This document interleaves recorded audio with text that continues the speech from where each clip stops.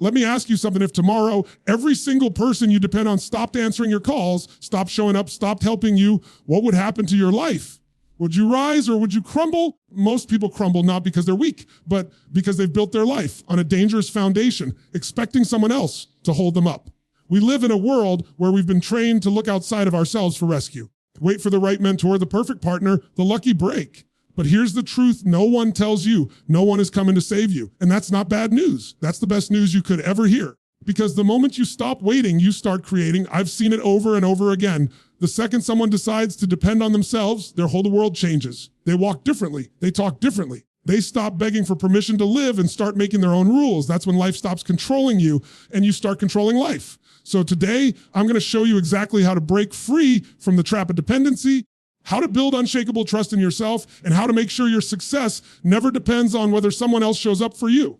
Stay with me until the end, because by the time we're done, you'll walk out of here knowing that no matter what happens, you can stand, you can fight, and you can win alone if you have to. The first shift you've got to make is to stop waiting for someone to save you, because the truth is, as long as you're waiting, you're not moving.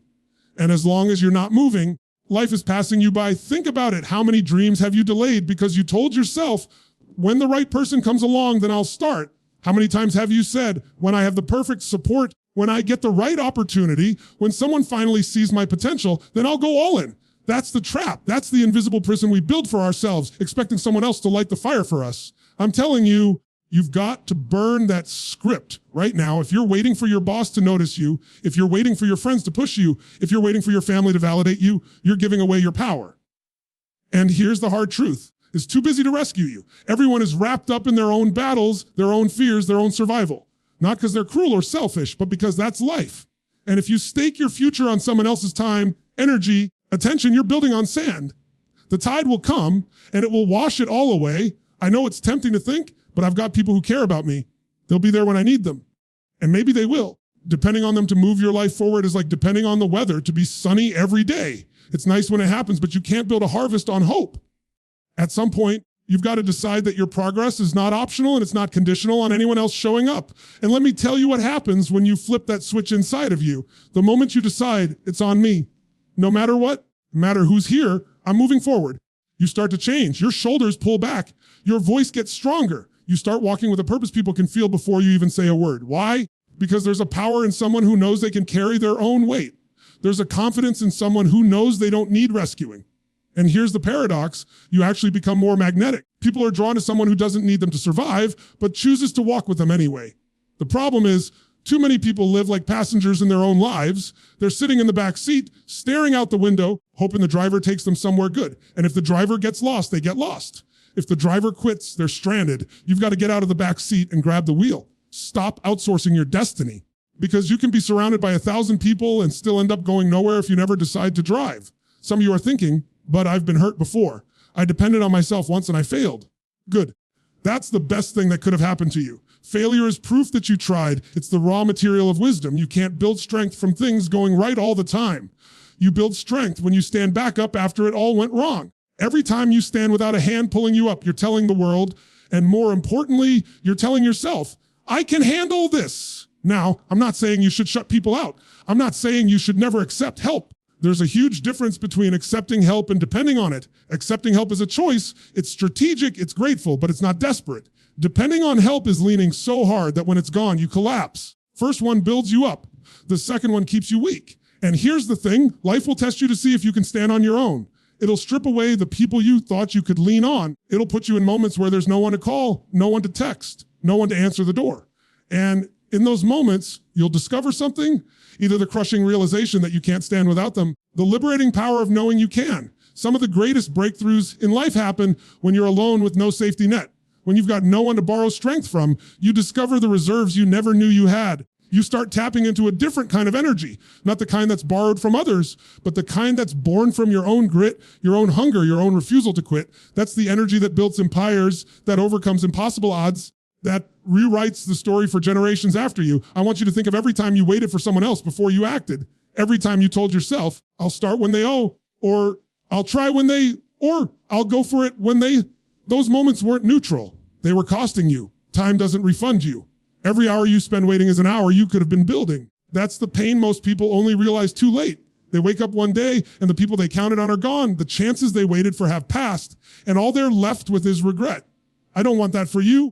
I want you to feel what it's like to be unstoppable, to know deep in your bones that your success, your growth, your happiness is in your hands. And it starts by ending the wait. It starts by saying, from this moment on, I move first. I take the shot. I find the way. And if help comes, great, but I'm not betting my life on it. Because when you decide that, something shifts inside you. You stop asking for directions every step of the way. You stop needing approval before you act. You stop fearing the silence when no one's there to cheer you on. You start to realize that the voice inside you is enough, that your own belief, your own drive, your own action is enough. I'm telling you, the most dangerous thing you can do is make your future conditional. Conditional on who shows up, on who believes in you, on who helps you. Rip those conditions away. Stand up now, even if it's shaky. Move forward now, even if it's messy. Because the day you stop waiting for someone to save you is the day you actually start saving yourself. And once you taste that kind of freedom, you'll never go back. Comfort keeps you exactly where you are. Where you are right now is not enough. If you've got dreams bigger than your current reality, challenge is the only thing that grows you. You've got to understand, strength isn't something you're born with. It's something you build. The raw material is difficulty. Every challenge you've faced, every problem you've solved without waiting for someone else to do it for you, that's a brick in the foundation of a self-reliant life. And if you keep running back to comfort, you're robbing yourself of those bricks. People say they want to be strong, they want to be confident, they want to be unstoppable, but they avoid the very thing that will make them that way. They hide from the discomfort. They duck when life throws a hardball. They negotiate with themselves, telling their mind, I'll take the easy path today, I'll push later. But later never comes. And what they don't realize is every time they take the easy way, they train themselves to depend on comfort instead of depending on their own grit. If you're honest with yourself, you already know this. Think back to the last time you accomplished something you were truly proud of. Was it easy? Did it stretch you so far you thought you were going to break? Did it demand something from you that you didn't even know you had? That's the pattern. You grow when you're forced to grow. And the only thing that forces you to grow is a challenge. You've got to stop avoiding the weight. Just like in a gym, you don't build muscle by staring at the weights, by talking about them, by getting someone else to lift them for you. You build it by picking them up and letting the resistance break you down so you can rebuild stronger. Life works the same way. Every problem, every setback, every hard day is a weight. Pick it up, carry it, let it make you stronger. Some people think self-reliance means having all the answers. It doesn't. It means you trust yourself to figure it out as you go. You won't always know how to fix the situation. You won't always feel ready. But you step in anyway. You step into the challenge without knowing how it's going to play out because you understand that even if you don't win, you're going to learn something that makes you better. And here's the thing. Comfort will lie to you. It'll whisper, rest now, you've done enough. Take it easy, it's not worth the struggle, you deserve a break. But challenge tells you the truth. Challenge says, if you want this, you've got to earn it. If you want to be stronger, you've got to be tested. If you want to lead your own life, you've got to face the storms yourself. The reason people avoid challenge is because they confuse discomfort with danger. Discomfort is not danger, it's growth and progress. Your body shakes, your mind doubts, emotions flare up, and you think something's wrong, but nothing's wrong. That's the exact moment you're becoming more than you were yesterday. If you run from that, you run from your own evolution. It's like steel in a fire. It's not the heat that destroys it. It's the heat that shapes it. You're no different. You're forged by the pressure, by the moments where you think you can't take it anymore, but you push one more inch, one more step, one more day. Those moments rewrite the way you see yourself. They make you realize, if I survive that, I can survive anything. That's the power of depending on yourself through challenge. Your confidence is no longer theory, it's proof. I've met people who have all the potential in the world but never step into it because they've been protected from challenge their whole life. Everything's been handed to them, and you can see it. They're fragile. They crack under the slightest pressure because they've never had to stand on their own. Then you meet someone who's been through hell and you notice something. There's a quiet strength in their eyes. They're not loud about it. They don't need to be. They know they can handle whatever comes next because they've already been in the fire and they came out harder, sharper, unshakable. The irony is the people you admire for their strength didn't get it from avoiding difficulty. They got it from running toward it. They weren't born fearless. They just learned through repetition that fear doesn't have to stop you. You only learn that lesson by facing what scares you, not by stepping around it. When you rely on yourself in the middle of a challenge, you tap into a deeper source of power. It's not about ego, it's about self-respect.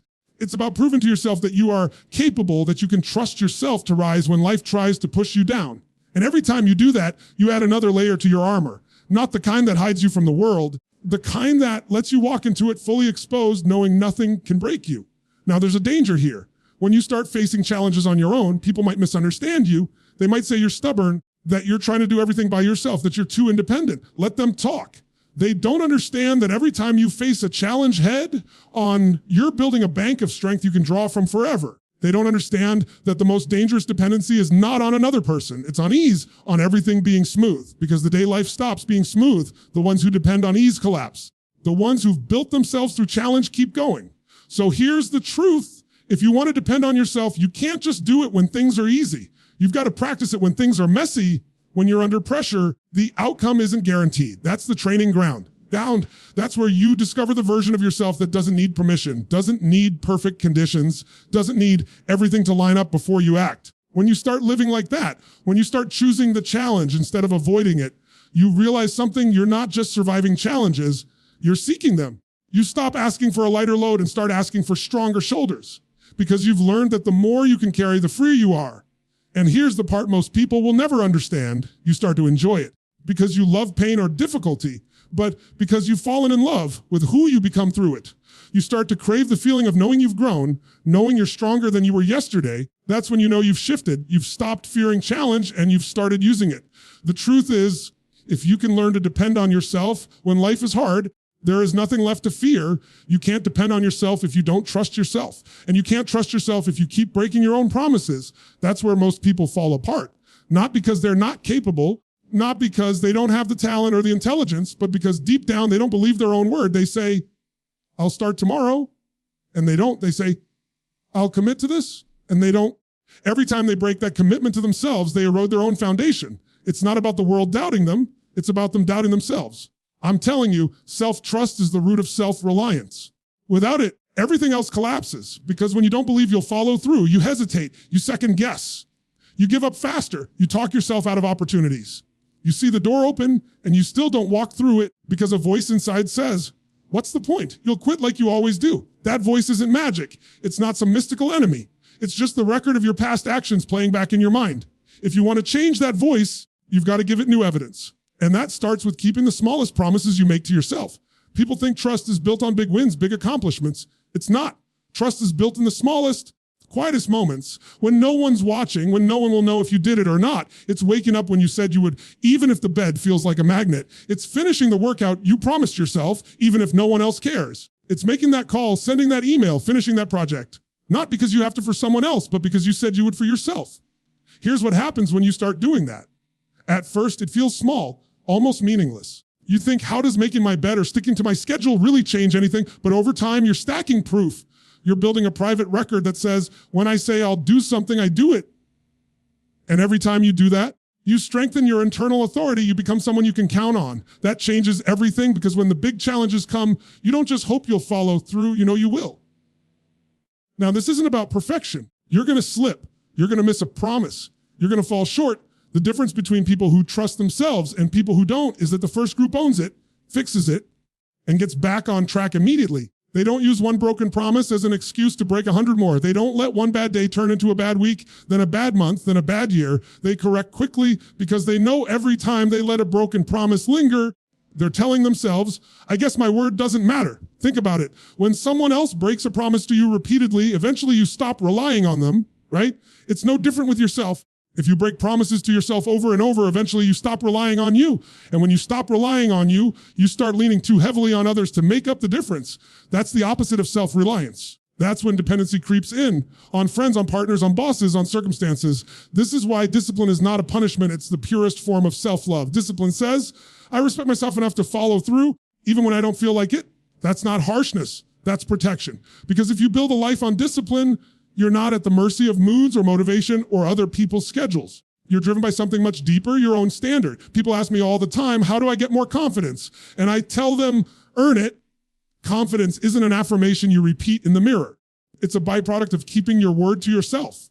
When you've proven to yourself that you'll show up over and over in the small things and the big things, you don't have to fake confidence. It radiates out of you. You walk into the room differently. You face challenges differently. You stop overthinking whether you're ready because you know you'll figure it out. That's what real confidence is. But let me warn you, this is a slow process. You can't build deep self-trust overnight. You've got to be willing to start small and stay consistent, even when it feels like nothing's happening. And you've got to be willing to hold yourself accountable in ways that most people won't. That might mean setting boundaries that feel uncomfortable. It might mean saying no to things that would be fun in the moment, but break a commitment you've made to yourself.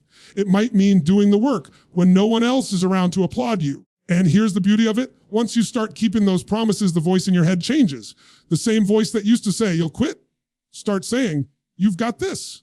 The same voice that used to doubt starts to encourage. You stop fighting against yourself and you start working with yourself. And when you reach that point, your ability to depend on yourself goes through the roof because you're no longer questioning whether you'll show up. You already know you will. This is the moment where you stop being fragile because no matter what happens around you, whether people leave, whether circumstances change, whether life throws you something completely unexpected, you can trust the person in the mirror. You've got someone who will fight for you, push you, and stand up for you no matter what. That's the essence of self-reliance. It's not about being alone. It's about knowing you're never abandoned as long as you've got yourself. And I'll tell you something, when you reach that level of self-trust, you become incredibly powerful in your relationships too. You stop clinging. You stop fearing loss. You stop making decisions from desperation because even if they leave, even if it falls apart, I can rebuild. That's when you stop being at the mercy of other people's choices and start truly living on your own terms. But it all starts in the smallest places. It starts the moment you stop letting yourself off the hook for the little promises, because the little promises are what shape your identity. You're not building habits. You're building a reputation with yourself. Every time you keep a promise, you're telling yourself, I am reliable. Every time you break one, you're telling yourself, I can't be trusted. And over time, that story becomes your truth. Change the story and you change your life. So the challenge is simple. Starting today, make fewer promises, but keep all of them. Don't overcommit. Don't set yourself up to fail. Choose one or two things you will absolutely follow through on and then do them without excuse. Stack those wins until you can look in the mirror and know without hesitation that when you say you'll do something, you mean it. Because the day you can fully trust yourself is the day you become unstoppable. When you truly learn to depend on yourself, something shifts. You stop flirting with your goals and you make your success non-negotiable. It's no longer a maybe. It's no longer something you'll try if the timing's right or if everything lines up perfectly. It becomes the standard. It becomes the only acceptable outcome. That's when you move differently. You think differently, you don't dabble, you don't bargain with your dreams. You decide that this is happening, period. And from that moment on, every action, every choice is measured against that decision. Most people don't get there because they leave themselves an escape hatch. They keep the back door open in case things get uncomfortable, in case it takes too long, in case they have to sacrifice more than they expected. And every time they hit resistance, they slip right out that back door and run back to comfort. That's why they never reach their full potential, because they're too busy negotiating with themselves about how much they're willing to give. You've got to take the back door off the hinges. You've got to remove the option of quitting. Success is non-negotiable. There's no debate, no mental back and forth. Every time it gets hard, you stop asking yourself, should I keep going? And you start asking, what's my next move? You stop worrying about how long it's going to take and start focusing on how you're going to get it done. That's the difference between dabbling in your dreams and owning them. Now, here's the truth. It's not about being fearless. You're going to feel fear. You're going to doubt yourself. You're going to have days where you wonder if you're even capable of what you're chasing. But when success is non-negotiable, feelings don't get a vote. You can feel them, you can acknowledge them, but they don't dictate your actions. Your commitment is stronger than your mood. Think of it like a pilot flying through turbulence. They don't turn the plane around every time it shakes. They stay the course because they know where they're going. They've already decided on the destination and they don't renegotiate that decision in midair just because the ride got rough. That's how you've got to treat your goals. Decide the destination and then refuse to turn around just because the journey isn't smooth. The people who achieve extraordinary things aren't always the smartest or the most talented. They're the ones who refuse to give themselves another option. They burn the ships. They cut off the possibility of retreat. They decide, this is where I'm going, and I'm not leaving until I get there. That level of commitment changes the way you think. It changes the way you handle setbacks. You stop seeing obstacles as signs to turn back and start seeing them as problems to solve. Here's where depending on yourself becomes so powerful. When you know it's on you, you stop waiting for conditions to be perfect. You stop blaming circumstances for why you can't move forward. You stop looking at the economy, the weather, your boss, your friends, your family as the reason you're stuck. You take full ownership, because if your success depends on anyone or anything outside of you, it's fragile. But if it depends on you, it's solid. You can work with that. You can adapt. You can pivot.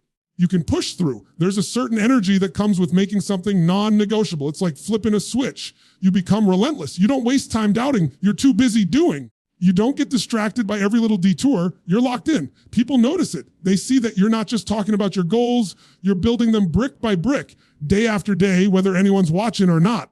That's when you start inspiring others without even trying, not because you're giving speeches or posting motivational quotes, but because your life is the example. The danger is most people try to keep one foot in and one foot out. They want the results, but they want to keep the option of quitting just in case. That's why they never go all in. But here's the paradox. The moment you go all in is the moment you stop needing that escape because you're not thinking about leaving. You're thinking about winning. You're thinking about building. You're thinking about what you need to do next to make this real. That's the level you've got to reach if you want to truly depend on yourself. And I get it. Going all in is scary. It means betting on yourself with no safety net. It means risking failure. But here's the thing, failure doesn't destroy you, hesitation does, quitting does, living half committed does.